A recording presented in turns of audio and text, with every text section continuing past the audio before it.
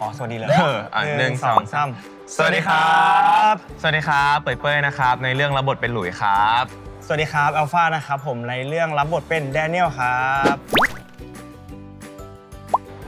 ของเป้ยน่าจะเป็นพาร์ทของแบบอาชีพแล้วกันครับเพราะว่าส่วนตัวรู้สึกว่าตำรวจเนี่ยค่อนข้างไกลตัวเองมากเลยครับเป้ยก็เลยรู้สึกว่าเป้ยต้องเวิร์กแล้วก็ทำการบ้านในพาร์ทนี้ค่อนข้างเยอะครับที่จะแบบเข้าถึง ความเป็นตำรวจให้ได้ครับครับตัวแดเนียลก็จริงๆจะเป็นเรื่องของคาแรคเตอร์ละกันคาแรคเตอร์ของแดเนียลมันค่อนข้างที่จะคอนทราสต์กับตัวเองมากๆเพราะว่าตัวแดเนียลเนี่ยเขาจะเป็นคนที่พูดเก่งเป็นคนที่แสดงออกทางความรู้สึกแบบชัดเจนอะไรอย่างเงี้ยเป็นคนแบบผงผางอาจจะแบบดูเจ้าชู้นิดนึงอะไรอย่างเงี้ยครับแต่ว่าตัวเองเนี่ยเป็นคนที่ไม่ค่อยชอบพูดจะชอบฟังมากกว่าอะไรอย่างเงี้ยมันเลยเป็นการบ้านที่ค่อนข้างหนักที่เราจะต้องไปเวิร์กกับมันตอนก่อนถ่ายซีรีส์ครับ คือตัวหลุยเนี่ยบอกได้เลยว่าเป็นเรื่องความรู้สึกคือหลุยอ่ะชอบบอกว่าแบบตัวเองเนี่ยไม่ชอบเขาแบบไม่รักเขาไม่เป็นห่วงเขาอะไรเงี้ยแต่ว่าการกระทำทั้งหมดของหลุยก็คือมันเป็นห่วงเขามันแบบรักเขานั่นแหละจริงๆคือไม่ได้โกหกแค่แดเนียลด้วยโกหกตัวเองด้วยตัวแดเนียลก็คล้ายๆกับตัวหลุยเองเพราะว่าตัวแดเนียลเนี่ยค่อนข้างที่จะเป็นคนที่ต้องแบกรับอะไรไว้ค่อนข้างเยอะเขาจะมีสิ่งที่เขาจะต้องแบบเก็บไว้ต้องแบบปิดบังคนอื่นไม่บอกความจริงคนอื่นแม้กระทั่งหลุยเองก็ไม่รู้อะไรอย่างเงี้ยด้วยความที่เขาจะต้องไปเป็นสายลับในแก๊งค้ายาเขาก็เลยต้องปกปิดความจริงทุกอย่างเพื่อที่จะเป็นคือเขาเรียกว่าอะไรทำให้แบบเราปฏิบัติหน้าที่ได้ภารกิจสำเร็จทำภารกิจให้สำเร็จอะไรอย่างเงี้ยมันก็เลยเป็นความรู้สึกที่แบบว่าเราจะต้องโกหกคนที่เรารู้สึกดีด้วยคนที่เรารักอะไรอย่างเงี้ยครับมันก็เลยกลายเป็นเหมือนแบบเป็นการโกหกที่แบบไม่ใช่คำพูดแต่ว่าเป็นการกระทำมากกว่าเป็นสิ่งที่ตัวแดเนียลแสดงออกไปมากกว่าครับฉากในเรื่องเหรอคืออันนี้มีฉากหนึ่งที่แบบป๊อปขึ้นมาในใจไว้เลยก็คือฉากที่หลุยส์กับแดเนียลเนี่ยนั่งดูดาวด้วยกันครับผมซีนนั้นจำได้เลยว่าเป็นซีนสุดท้ายของวันแล้วก็เป็นซีนที่ทุกคนเพิ่งแบบคิดขึ้นมาว่าเราไปนั่งบนหลังคาดีกว่าหมายถึงว่าแบบเราไปนั่งบนดาดฟ้าดีกว่าแล้วก็ทุกคนก็ทีมงานก็ไปหาบันไดหาอะไรไม่ให้เราแบบปีนขึ้นไปมันเป็นโมเมนต์ที่ดีมากครับเพราะว่าซีนนั้นเหมือนหลุยส์กับแดเนียลเนี่ยเขาล้ำลึกความหลังด้วยกันแล้วก็บรรยากาศเนี่ยเป็นแบบดาวสวยๆนั่งบนดาดฟ้าลมเย็นๆเลยครับผมรู้สึกว่าฟินมากแล้วก็อยากเห็นแล้วว่าฉากเนี้ยตอนออกมาเป็นในซีรีส์เนี่ยมันจะเป็นยังไงตัวเองก็จริงๆชอบซีนนั้นเหมือนกันเพราะว่าด้วยภาพด้วยมูดด้วยอะไรทุกอย่างตอนนั้นตอนถ่ายคือมันแบบมันดีมากๆใช่แต่ว่าก็มีอีกฉากหนึ่งที่ชอบเหมือนกันก็คือจะเป็นซีนที่ตัวแดเนียลเนี่ยไปตามจีบหลุยไปตามจีบตามแบบร้านขายของชำหรือว่าเวลาหลุยไปไหนอะไรเงี้ยแดเนียลจะไปตามจีบเป็นฟีลแบบว่าป๊อปปี้เลิฟนิดนึงอะไรอย่างเงี้ยนี่ผมรู้สึกว่าตัวซีรีส์มันมีความแบบดุเดือดความแบบบ้าระห่ำของตัวซีรีส์เองอยู่แล้วแต่ว่าพอมันมีซีนนี้เข้ามาเนี่ยมันทำให้ซีรีส์ของเราเนี่ยมันดูกลมกล่อมมากขึ้นเนาะมันดูมีซีนน่ารักกุ๊กกิ๊กให้แบบคนดูได้แบบว่าฟินไปกับพวกเราในบางซีนครับก็จริงส่วนตัวเราสองคนคือรู้จักกันมาอยู่แล้วเนาะแล้วก็สนิทกันมาอยู่แล้วอยู่ในแก๊งเดียวกันอยู่แล้วอะไรอย่างเงี้ยมันก็เลยเป็นความรู้สึกที่ไม่ได้ต้องเวิร์กกันมากเท่าไหร่เพราะว่าอย่างตอนเวิร์กช็อปเองพอเราอ่านบทแล้วก็พอเราลองซ้อมบทกันจริงๆเนาะมันก็เหมือนแบบไหลลื่นไปเองเนาะใช่มันเลยทำให้พอเวลาเราไปออนเซตจริงๆพอ5 4 3 2 1ถ่ายปุ๊บเราก็ปล่อยจอยไปได้เลยไหลไปตามความรู้สึกได้เลยครับแล้วก็รู้สึกว่ามันก็มีฟีดแบ็กที่ดีเนาะจากทีมหลังบ้านอะไรมาก็รู้สึกว่าโอเค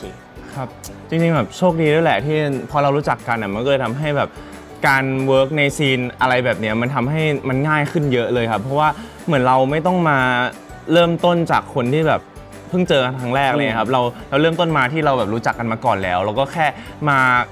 เวิร์กกับตัวละครพอทั้งคู่เวิร์กกับตัวละครได้แล้วก็แค่เล่นไปตามบทบาทที่ตัวละครมันจะเป็นก็เลยแบบรู้สึกว่าชิลๆครับคือถ้าให้หลุยแบบมองแดเนียลเป็นสีใช่ไหมครับเป้ยคิดว่าน่าจะเป็นสีม่วงแต่แบบเป็นสีม่วงเข้มมากที่เกือบจะเป็นสีดำแล้วแต่ว่าก็ยังเป็นสีม่วงอยู่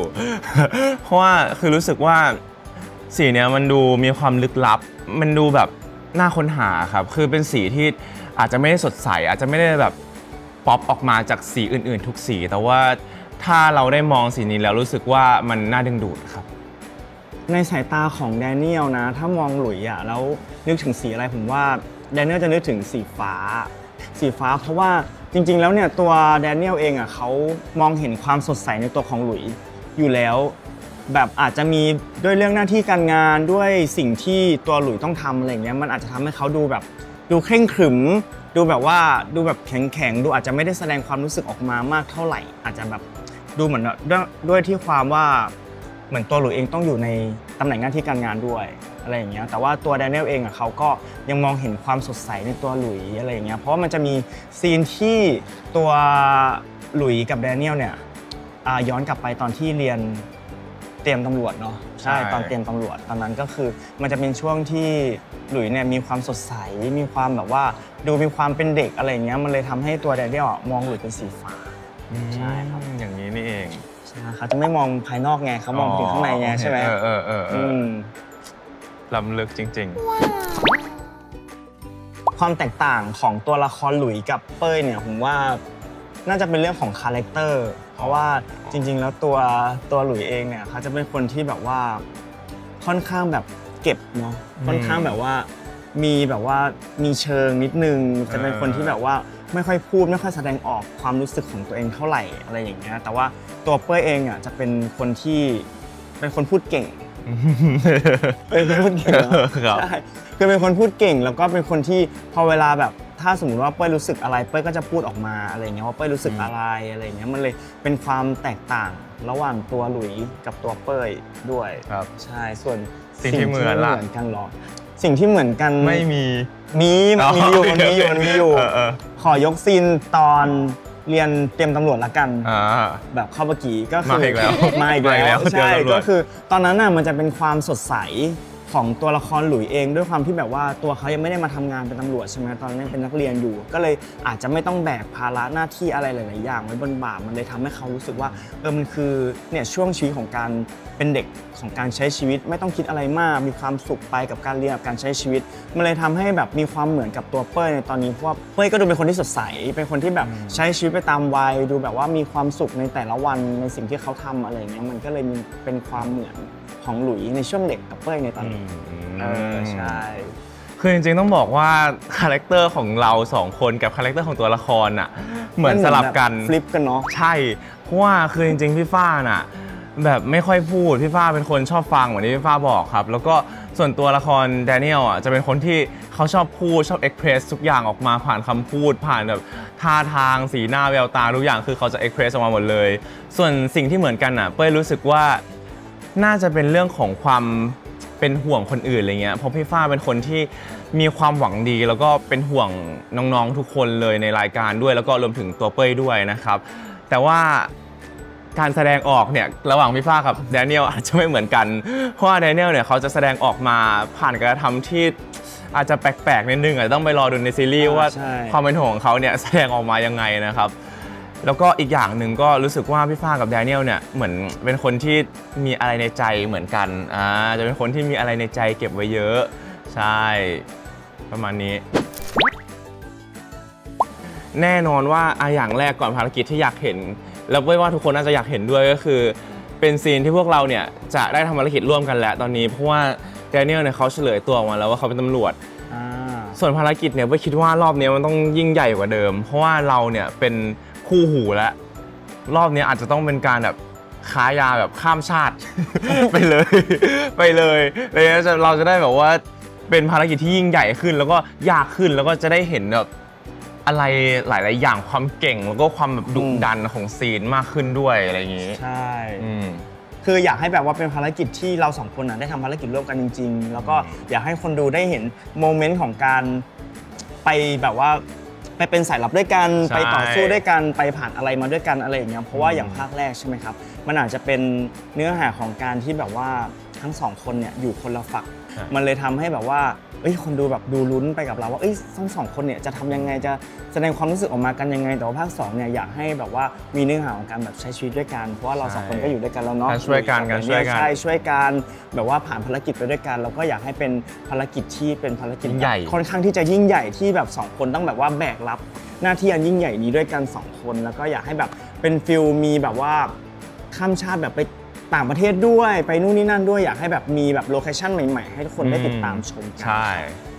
ครับ ก็ยังไง มีคือต้องบอกว่าช่วงที่ถ่ายซีรีส์เป็นช่วงที่เราอัดรายการแล้วก็ฝึกซ้อมในพาร์ทของการร้องเต้นของเราไปด้วยใช่ไหมครับ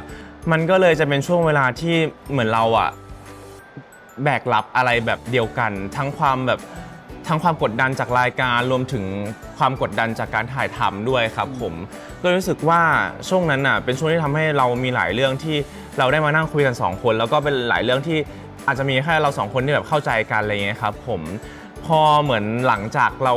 ถ่ายซีรีส์เสร็จใช่ไหมอะไรเหล่านี้มันก็คือยังไม่หายไปก็คือมันก็ยังมีหลายๆเรื่องที่รู้สึกว่าคุยกับพี่ฟ้าเป็นการส่วนตัวอะไรเงี้ยครับก็เลยรู้สึกว่าเราเนี่ยมีหลายครั้งเลยที่เรียกว่าส่วนใหญ่จะเป็นบนรถใช่บนรถเพราะว่าบางทีเนี่ยชอบพูดส่วนพี่ฟ้าชอบฟังมันมีวันหนึ่งที่ถึงบ้านแล้วแต่นี่ยังพูดไม่จบ ขับรถวนขับรถไปเรื่อยๆนี่จะพูดใช่นั่นแหละคือการแฮงเอาท์ของเรา2คนใช่ก็คือการอยู่บนรถเพราะพี่ฟ้าชอบขับรถแต่นี่ถามเลยนะว่าพี่ฟ้าอยากขับรถไหมก็บอกว่าอยากนี่เลยโอเคงั้นขับไปเรื่อยๆวนไปเลยก็ขับวนไปเรื่อยๆใช่วนแต่ก็วนรอบๆแถวบ้านใช่แล้วก็คุยกันไปเรื่อยๆใช่ว่าคือความจริงไม่ใช่คุยกันความจริงก็คือนี่พูดไปเรื่อยๆแล้วนี่ก็ฟังไปเรื่อยๆใช่จริงๆมันก็หลังจากจบซีรีส์ไปมันก็ยังมีอย่างที่เป้ยบอกแหละว่าเราก็มีแบบว่ามีไปแฮงเอาท์กันบ้างไปกินข้าวด้วยกันบ้างอะไรอย่างเงี้ยแล้วก็จริงๆแล้วคือพวกเราอยู่กันกลุ่มใหญ่เนาะใช่คือเราจะมีเพื่อนๆในกลุ่มค่อนข้างเยอะหลายๆคนแล้วก็ถ้ารวมกับเพื่อนในกลุ่มเนี่ยเราก็จริงๆแล้วเราไปกินข้าวด้วยกันบ่อยมากไปแฮงเอาท์ด้วยกันบ่อยมากแล้วก็เวลามีเรื่องเครียดหรือเวลาจะปรึกษาอะไรกันเนี่ยเราก็จะคุยกันเรื่อยๆอยู่แล้วใช่แต่ถ้าส่วนตัวเนี่ยก็จะมีอย่างที่เป้ยบอกเลยก็เราก็จะมีเรื่องที่แบบว่าเราแบบบางเรื่องที่เราแบบสบายใจที่จะคุยด้วยกัน2คนจริงๆอะไรอย่างเงี้ยใช่แต่ปกติเลยคือตอนนี้แฮปปี้มากคือทุกคนแบบอยู่ด้วยกันแบบเราไม่ได้แบบมีอะไรต่อกันเนาะคือเหมือนกับว่าคือเรามีอะไรเราก็คุยกันมีอะไรเราก็ปรึกษากันอะไรอย่างเงี้ยมันเหมือนกับว่าเป็นพาร์ทเนอร์ที่ดีหลังจากซีรีส์จบใช่คุณตั้งชื่อผมว่าอะไรเอาจริงไหมไม่ได้เมมเบอร์ไม่คือต้องบอกว่าเป้ยไม่ค่อยเมมเบอร์คนจริงๆเบอร์แม่เบอร์พ่อก็ยังไม่เมมเลยเพราะเป้ยจำได้แล้วเป้ยไม่เมมเบอร์เลยใช่แต่ว่าส่วนใหญ่เราเหมือนจะโทรผ่านแอปพลิเคชันมากกว่าแล้วก็ถ้าเป็นในแอปจะเมมว่าพี่อัลฟาก็คือไม่ได้เมมเหมือนกันเห็นเวลาไม่ได้เหมือนกันแต่ว่าคือปกติเราจะคุยกันในแบบแอปพลิเคชันอยู่แล้วก็คือคุยในแบบว่าในแชทในก็คือโทรออนไลน์อยู่แล้วไม่ได้แบบไม่ค่อยได้โทรเบอร์บ่อยนะแล้วก็จำได้ว่าผมไม่เคยขอเบอร์เป้ยเลยด้วยซ้ำเพราะว่าเรารู้สึกว่ามันมีช่องทางในการติดต่อกันค่อนข้างเยอะอะไรเงี้ยไม่จำเป็นต้องขอเบอร์แต่ว่ามันจะมีอยู่ครั้งหนึ่งที่เป้ยเนี่ยส่งเบอร์มาให้ผมนะครับก็คือเป้ยเนี่ยส่งเบอร์มาเพราะว่าอะไรเพราะว่าจะไปซื้อเสื้อแล้วเป้ยเนี่ยอยากได้พอยต์ของเมมเบอร์ก็เลยบอกว่าพี่ฟ้าถ้าซื้อเนี่ยส่งบอกเบอร์เป้ยไปนะเพราะว่าเป้ยเป็นเมมเบอร์เป้ยอยากเป็น VIP ไม่อยากเป็น VIP เพราะตอนนี้เขาเป็น VIP เป็นที่ทำงานแล้วนะครับใช่นั่นเป็นครั้งเดียวที่เป้ยส่งเบอร์ให้ผมไม่แต่คือต้องบอกว่าพวกเราอยู่ด้วยกันบ่อยใช่ก็เจอหน้ากันบ่อยก็เลยแบบไม่ได้ค่อยมีความจำเป็นที่จะโทรหากันเท่าไหร่ครับแต่ส่วนถ้าโทรก็เราก็โทรผ่านแอปเพราะอะไรเพราะมันไม่เสียตังค์ใช้แค่เน็ตใช่ขอบคุณครับ